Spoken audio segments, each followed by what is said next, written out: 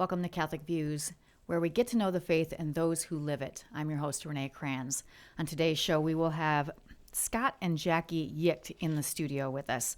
Many of you might know who they are. They've actually spoken at several parishes and so on in the diocese.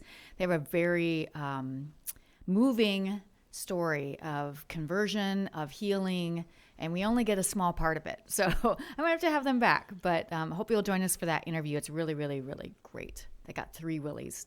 Willies. Willie, wait. We have Dr. B here for some biblical bites with Dr. B. It's good to see you. Have you back, Yeah, Renee? Casey thanks. did a fine job filling I in know, for he you always last week. does. Yep. That's why I let him do it.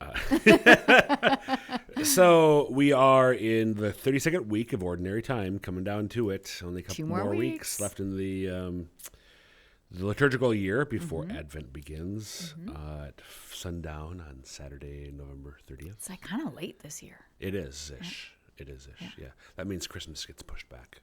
No, it doesn't. That means we have a short Advent. It's not the shortest Advent. Christmas is on Wednesday this year. Okay, sure. So the fourth week of Advent will still be at least a couple days Yes, yeah. Because last year the fourth week was super short, if I remember right. Yeah, because this was a leap year. Yeah. So in 2023, Christmas Day was a Monday, yeah. Yeah, for sure. Anyway, okay. go So the gospel from Mark it's kind of got two parts. The scribes, Jesus, scribes, you got to be careful. Beware of the scribes. He warns the crowds about the scribes because they're all about receiving honor and so on. And then the second part is about Jesus seeing a poor widow who puts 2 small coins worth just a little bit in modern, like the translation for mass, worth a few cents. She puts this in the treasury at the temple, and his just comment on she's put from her need. Everybody else is putting tons of money, but they do it from the surplus. Right.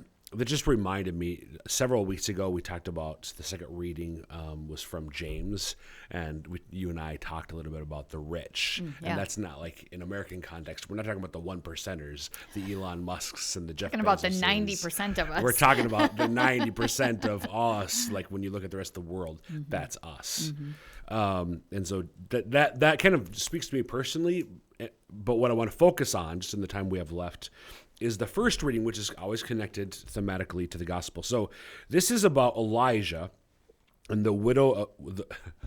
The widow, but it is the word widow, but because of your earlier whatever, the widow of Zarephath. So this is how the reading starts. In those days, Elijah the prophet went to Zarephath. As he arrived at the entrance of the city, a widow was gathering sticks there. He called out to her, "Please give me a small cupful of water to drink." She left to get it, and they have this whole thing.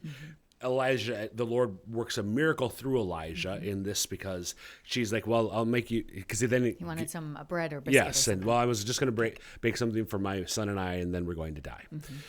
No, you'll be fine.